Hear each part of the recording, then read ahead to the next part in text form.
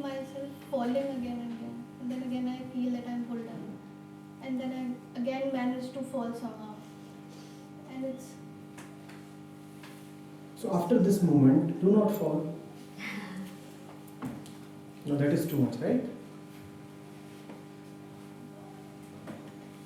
After this moment, do not fall. That scares. It's like I force myself to falling somehow. And then I think I won't. Then don't force yourself. But when I'm doing that, then I do not see that I'm forcing myself. It is not a question of seeing. All is happening as per your wish. Why do you have a grudge against your own wish? Only that is happening which you want to happen. You are not even falling. You are enjoying the fall. So now what is your problem against your own intentions? Your problem is that your intentions do not quite coincide with what you hear here.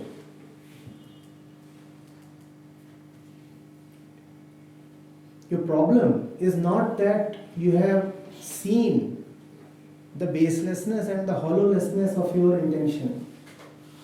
It is just that you want your intentions to be aligned with these external words that are falling on your ears. When whatever I do, when I have fallen, it just feels that okay, you are. It just that hollowness becomes gaping, and that's my clue that I'm. And you know very well, right, that the result of falling is that hollowness, and that hollowness is also the furtherance of that falling. You know that, right? And still you will fall this evening. Aren't you already committed to falling? Stay committed.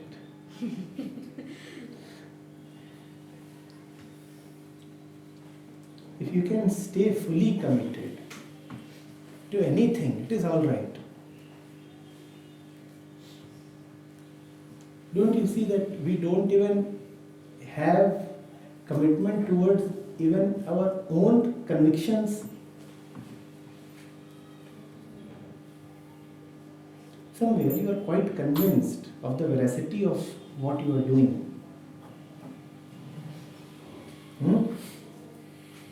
Otherwise, energy for action won't arise. Otherwise, you won't have the energy to go through your daily routine. From where would that energy come? The moment you are sapped of all your inner conviction, the moment all your beliefs are beaten hollow, you are left totally energyless, driveless. You won't be able to get up from the bed and again go to the office. Obviously you go to the office because you are committed, because you have a certain belief. Now stay true to that belief. In staying true to that belief, you may discover the truth behind that belief. If you are committed to your daily routine, whatever it is, going to your shop, idling in the bed, going to your office, at least go there with the honesty that you have chosen to be there. We want the best of both worlds, and in this attempt, we just remain sandwiched between two worlds. We will go to the office and keep cribbing there against the office itself. Don't we do that, right? We will stay in the house and keep cribbing against the house. We will stay with our particular group of people, friends, family members, and still act as if life has been unfair in giving us these companions.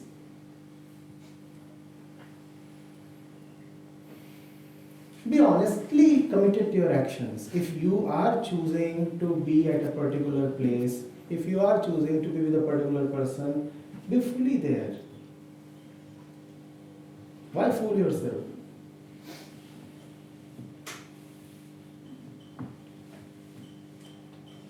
So at times it happens like at one moment we are feeling okay with it. Yes, I want to be with him or her, or I want to continue with this job. And at the very second moment we are like, no, like this is what we have been looking for. No, no, no, I don't want to go there. Like these two keep on like going on. Like one comes and another happens. Second, like while I'm in one, then second thought is coming. While I'm in second, then again earlier thought is coming back. So it keeps on going. Is there any way out to clear out things or like, no? If thought is your master, then act as per the thought.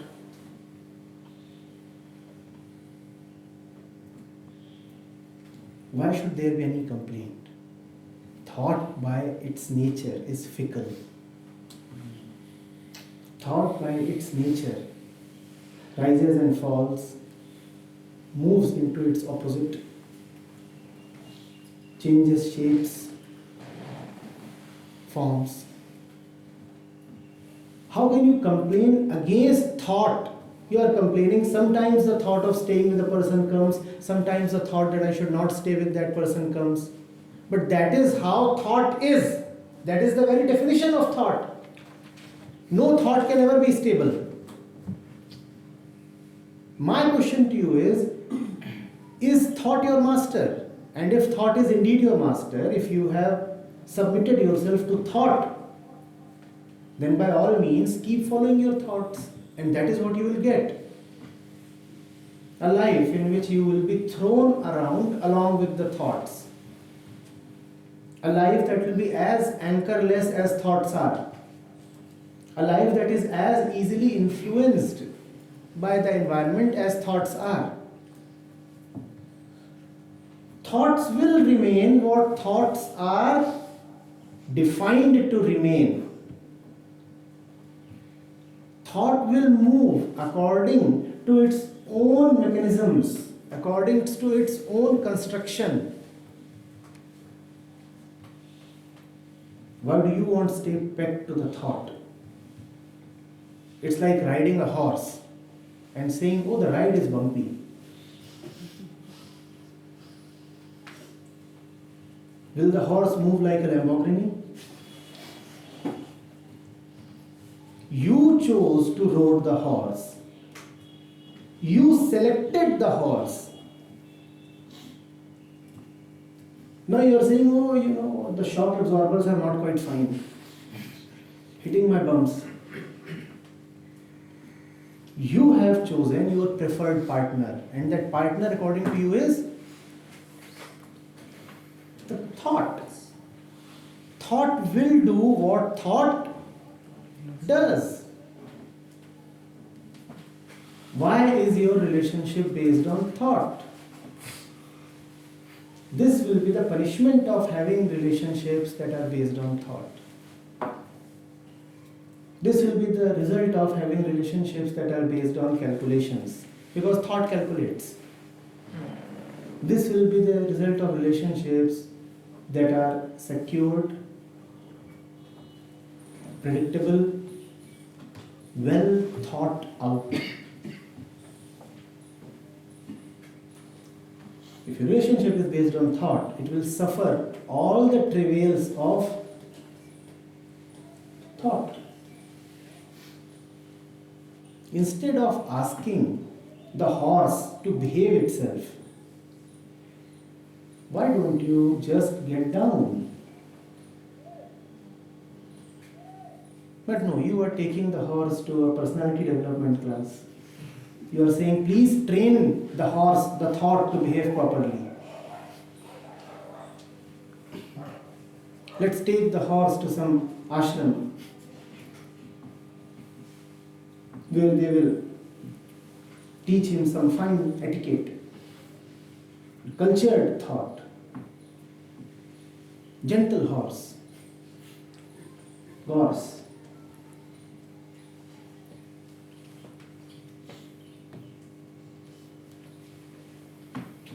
Even a saint's thoughts are as fleeting as yours. Because thought is thought. Doesn't matter whether it is thought in your mind or in the mind of a Kabir or in the mind of an Ashtavakra. Thought will remain thought. The difference does not lie in the nature of thought. The difference lies in whether you are accepting thought as your master. Kabir's thoughts are of the same quality as yours, same fundamental quality at least. But Kabir is not a servant to his thoughts.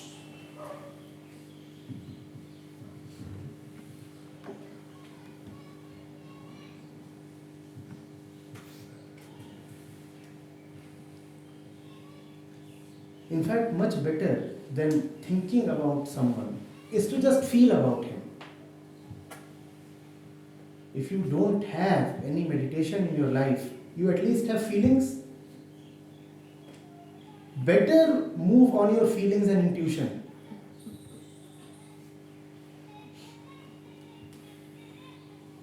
Then proceed on carefully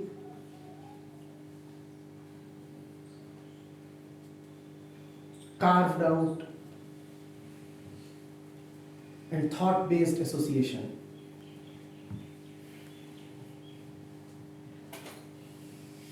And those of you who proceed on feelings, to them I would say, if you have a relationship based on feelings, then it will have all the ills that go with feeling.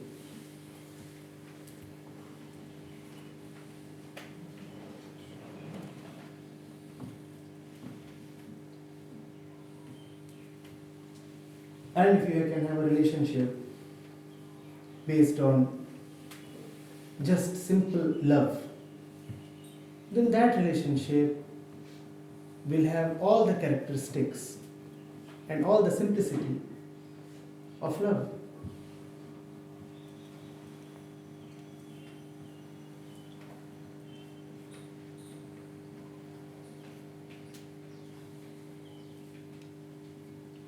It is a non-issue. You can think about anything and you will find that you have become more and more uncertain about that thing. If you keep thinking whether this speaker is sitting here or not, sooner than later, you will pass through a point where you would be thinking that there is nobody here. This is how thought operates. No thought stays, and no thought is loyal to anything. If you are not committed to the truth, then thought is a perpetual wanderer, a wanderer without center. It will go to all the doors possible and keep knocking there. It will conceive all the possibilities that it has been trained to conceive and keep considering them. You will find no stability there. You will find no rest there.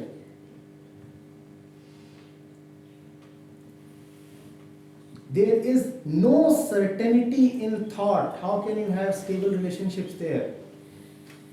I invite you, kindly start thinking whether you exist. Even that will become uncertain. You will find yourself wondering, do I really exist? A phase of thought will come. A time of the day will come when you will be convinced that probably I don't exist. Even that time won't last. Even that would pass away. But the point is that nothing lasts if it is based on thought. So there is no security there. The more you think about your near ones, the more you will find that they are quite afar.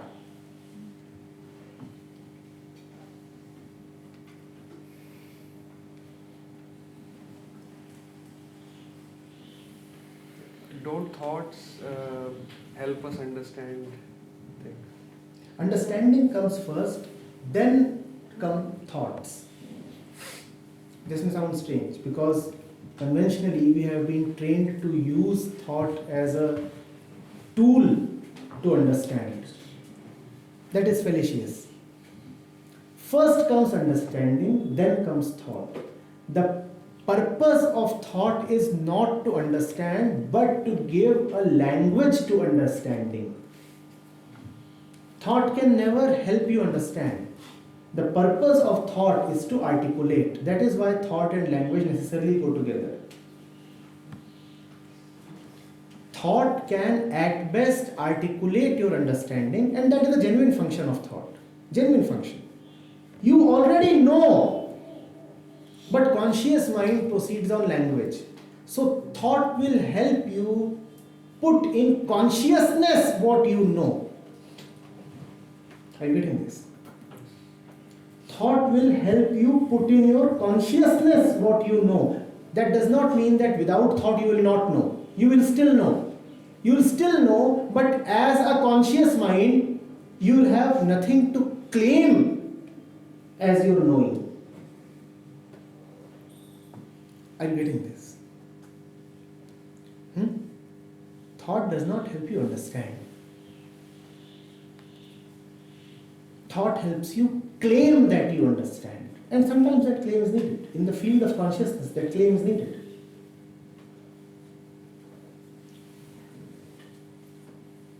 It's like this. You already know. Somebody asks you, what do you know? Then you need language. Then you need mental activity.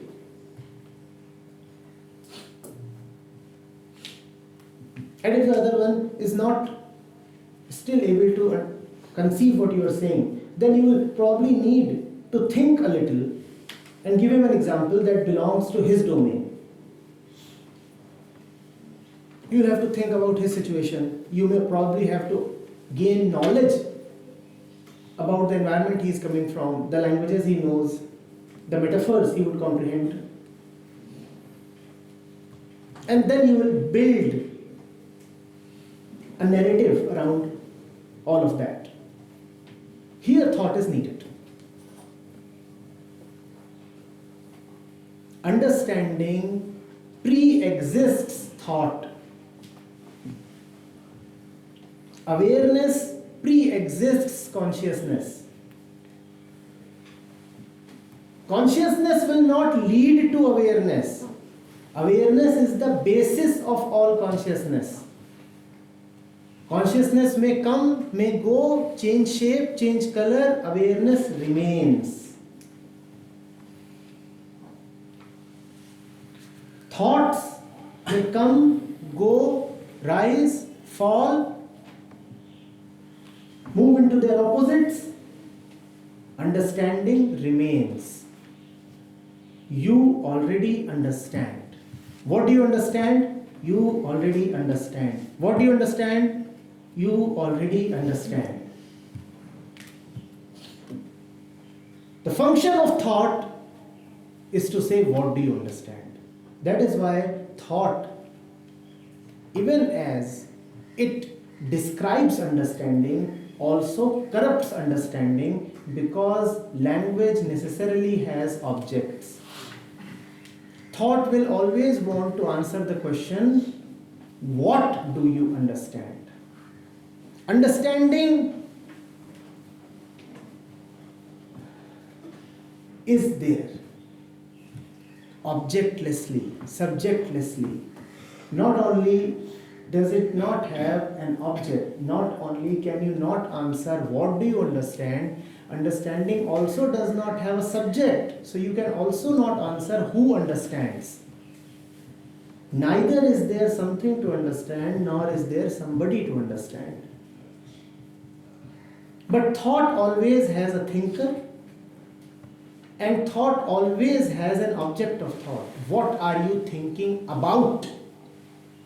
What are you thinking about? And whenever there is something to be thought of, there is always somebody to do the thinking. Understanding neither has an object nor has a subject. Understanding is pure surrender. Now that you understand, keep thinking. Now thought is good, fun. There is nothing wrong with thinking. Thinking is not a crime. Thinking is not a base activity. Thinking is wonderful. But not if thinking is promising itself as a vehicle towards understanding. No. Thinking cannot deliver the goods. Thinking is good fun. Thinking is just good fun. So let's think.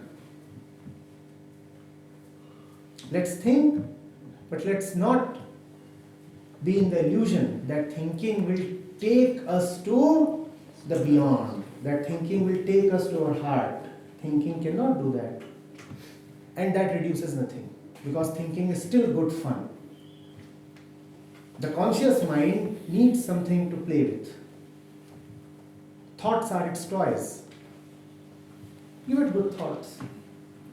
After it has played hard, it has exhausted itself in the play, it goes to sleep.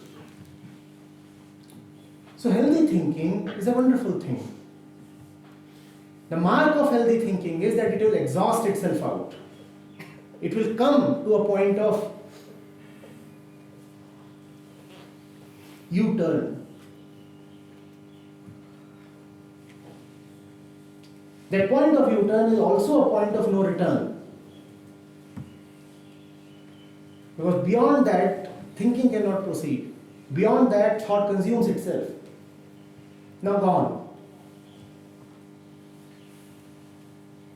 Arising from understanding, it again settles into understanding. Came from there, went back to there. In between, had good fun.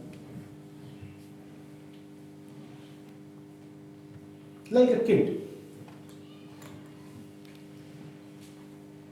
who proceeds from his house, goes to the playground, has a good time, and then again goes back to relax and sleep in the house.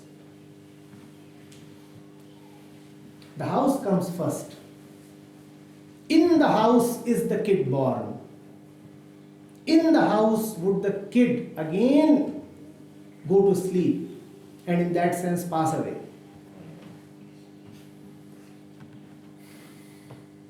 The kid will not build the house.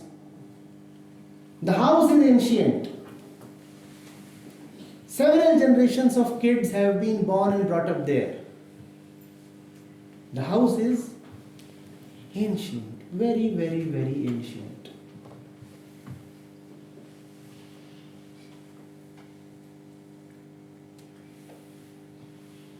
Get rid of this feeling that you do not know, that you need to think hard. That is another aspect of shame. I do not know. Is that not a matter of shame? Get rid of that. You already know. In front of even the most knowledgeable authority, you need not feel submissive. He may have words, he may have articulation, but there is nothing that he knows and you do not.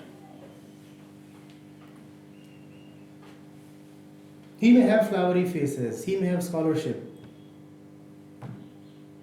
He may charm you with his ways. But essentially, there is nothing that he is and you are not. So there is no need to feel inferior. Enjoy the articulation. Enjoy the books. Enjoy the show. But let it not become a judgment on your self-worth. Nobody has the right to announce a judgment on you. Because nobody exists to announce the judgment.